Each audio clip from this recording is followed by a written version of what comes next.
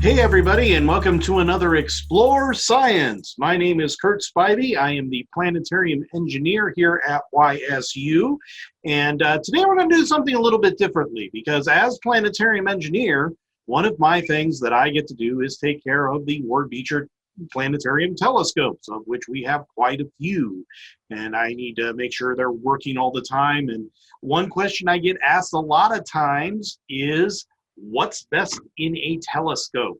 What kind of telescope should I buy? That sounds like such a simple question, but it's really quite complicated. So in this Explore Science, since it's the holidays and people who watch these type of videos might be wanting to explore the stars with a telescope of their very own, I thought we'd take a look at what to look for when you purchase a telescope. Now, some things you need to keep in mind before you get started. You need to figure out what your budget is that you want to spend for a telescope to begin with. If you only want to spend like 50 bucks, you're not going to get a telescope that's going to work very well. You also want to figure out what it is you want to see in the nighttime sky. Do you want to look at the planets? Do you want to look at the moon? Do you want to look at what we call deep sky objects, nebulae, galaxies, double stars, things like that? And you need to think about what kind of light pollution you have around you. Are you next to a mall? Are you right downtown? Are there a lot of lights around you? That's going to affect what you can see no matter how powerful your telescope is. Now, there are three basic types of telescopes. The general rule with any telescope is the bigger around it is, the more light it's going to gather, and the more you're going to see. The original type of telescope was the one like you see the sea captains use on ships. They have the lens at either end. Those are called refractor telescopes that use two lenses to bring the objects into view. The problem with this is the bigger the telescope gets, the larger the lens gets. You got to be very precise when you're grinding it, and you get distortions around the edges. We call that aberration.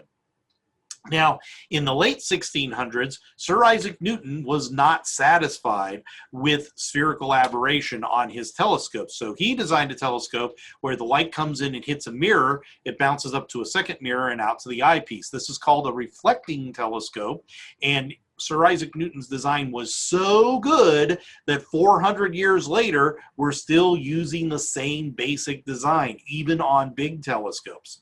The problem with the reflecting telescope is the bigger the mirror is, the longer its focal length is, and the longer the tube gets. There are some reflecting telescopes that amateurs can buy that have a 20-inch mirror. The thing is 10 feet tall, and you got to get on a ladder to look through the eyepiece. So the third type of telescope is what we call a compound or a cadiotropic telescope. These go by many names, Schmidt-Cassegrain, Ritchey-Chrétien, with the designs. The basic concept is it does have a mirror in it, but then after passing through the mirror, it passes through a series of lenses so you can make the tube smaller and see more in it. Now, when you're looking at a telescope, you don't want to go too small and you don't want to go too large either, because with this, the one thing I recommend you definitely do not do is go for one of those department store $50 telescopes. Those things are pretty much junk, and even if you can get it set up right, you're not going to see a lot in it. The other aspect is you don't want to go whole hog either. You don't want to sink $2,000–3,000 in this big behemoth telescope that's cumbersome to move around and difficult to set up. If you do that, you're going to end up with the world's most expensive coat hanger when you get done. So you need to establish what you want to look for and then how big a telescope you can afford. In addition, even if you get a nice telescope, you want to beware of having a flimsy mount. If you have just spindly tripods, every little bump and thump around the edge is going to make the thing vibrate, and you're not going to see things very well in the telescope either. Also, you want to invest in good eyepieces eventually too. Most good quality beginner scopes do come with decent eyepieces. Usually they're 1.25 inches round. You can get 1.25 inches round. You can get 2-inch round eyepieces. Most telescopes have adapters to allow you to go between. You do not want to get a telescope that uses a 0.978 eyepiece. Those are the junk quality telescopes, and the eyepieces are junk as well. Something else to consider, if you don't think you can afford a telescope right off the bat, you can also get a decent pair of binoculars. And they have little L brackets that will allow you to mount the binoculars to a camera tripod. The advantage there is then you're not shaking all around when you keep it on. Binoculars are great because they have a much wider field of view than most telescopes, so it's easier to get an object in there, and you can get good high quality for a little less money as well.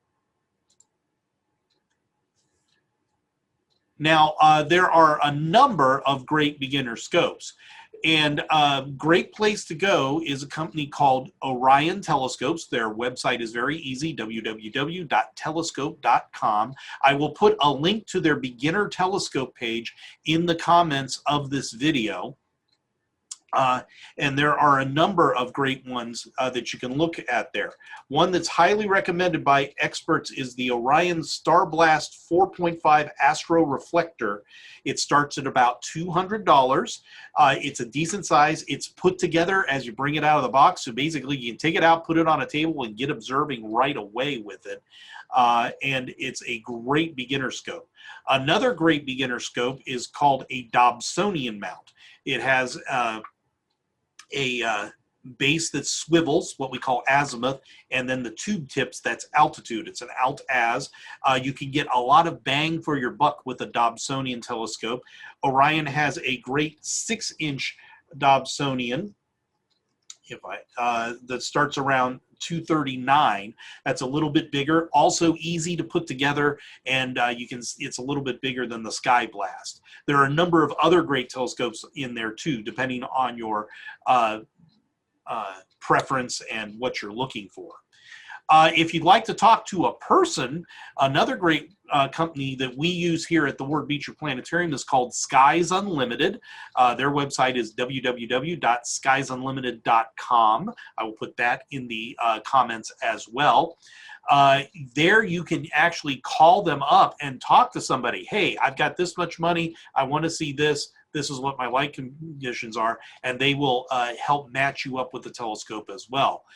Both are great companies, and I hope that gives you a starting place where you can go out and look up at the nighttime sky. So until next time, keep exploring science!